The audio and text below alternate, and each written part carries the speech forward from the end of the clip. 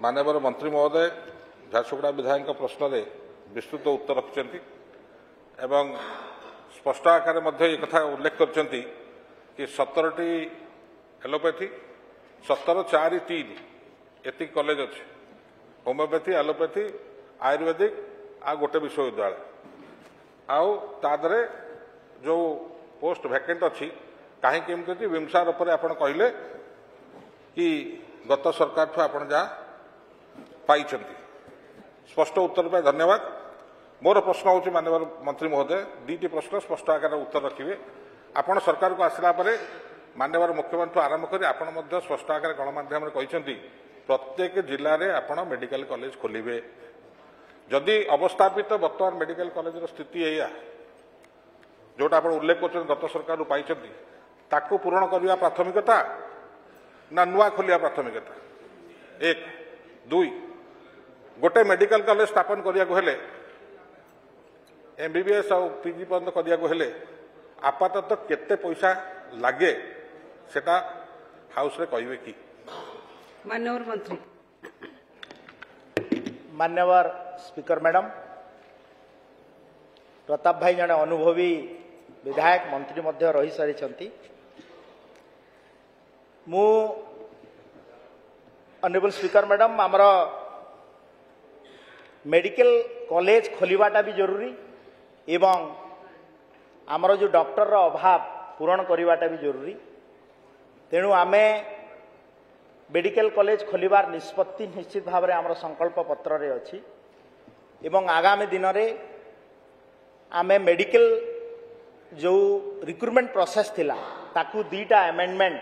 करिछु माननीय मुख्यमंत्री अनुमोदन मध्य लाभ करिछि एवं आमे 5000 डॉक्टर किछि दिन भितरे एडवर्टाइजमेंट माई प्रोसेस आरंभ करिवु एवं पैरामेडिकल स्टाफ रो मध्य 3000 ताकू आरंभ करिवु एवं 30टा जाक मेडिकल कॉलेज 30टा जाक जिल्ला रे मेडिकल कॉलेज खोलिया पाई जो आमर प्रतिश्रुति अछि ताकू मध्य आमे प्रतिबद्ध एवं आपण एई अवसर रे जो सेकंड क्वेश्चन कोन थला आमर केते खर्च हबो बोली गोटे मेडिकल कॉलेज रे केते पैसा खर्च हबो तार स्पेसिफिक उत्तर हला मु गोटे आकलन देखुतली जीति की नुआ मेडिकल कॉलेज 2014 परे भारत वर्षर यशस्वी प्रधानमंत्री नरेंद्र मोदी जी नेतृत्व रे आसिला परे आज पर्यंत खोला होईछि सबु मेडिकल कॉलेज रे पाखापाखि आपाततः देखा होतला जे 100 सीटेड मेडिकल कॉलेज खोलिबा पाई पाखापाखि आमर 250 रु 300 कोटी टंका खर्च होउछि 300 कोटी टंका खर्च होउछि ठीक अछि